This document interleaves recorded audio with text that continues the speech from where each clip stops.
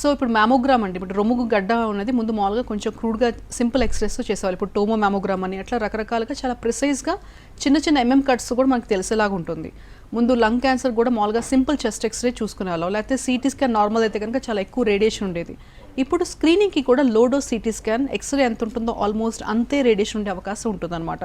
వీటి వల్ల మనకి హార్మ్ తక్కువ, బెనిఫిట్ ఎక్కువ ఉండేలాగా ఉందండి. అండ్ ఇంకా ట్యూమర్ మార్కర్స్ అని రకరకాల బ్లడ్ టెస్ట్ల వల్ల కూడా మనకు కొన్ని తెలిసే అవకాశం ఉంటుంది. అవన్నీ ముందు కన్నా కూడా ఇప్పుడు ఇంకా చాలా హై క్వాలిటీ టెస్ట్లు వచ్చినాయి అనమాట మనకి. లైఫ్ స్టైల్ చేంజెస్ అండి, వెస్టర్నైజేషన్ అంటే ఇప్పుడు చూస్తారంటే మీరు మామూలుగా మనం పాతకాల పద్ధతులు, పాతకాల అలవాట్లు అవన్నీ ఫాలో అయ్యే వాళ్ళు చాలా బెటర్గా ఉంటారనమాట. ఇప్పుడేంటే మోస్ట్ వెస్టర్నైజేషన్ ఎక్కువ ఉండటం, మనకి ఫుడ్లో ఫ్యాటీ ఫుడ్ ఎక్కువ ఉండటం, లేకపోతే ఇమోబిలైజ్డ్గా ఉండటం, అంటే సెడెంటరీ లైఫ్ స్టైల్ మెయింటైన్ చేయటం, వీటన్నిటి వల్ల బాడీలో చాలా ఎక్కువ ఇన్ఫ్లమేషన్ ఉండటం, కొంచెం క్యాన్సర్గా ఎక్కువ కారకాలు ఉండటం అట్లా ఉంటుందండి.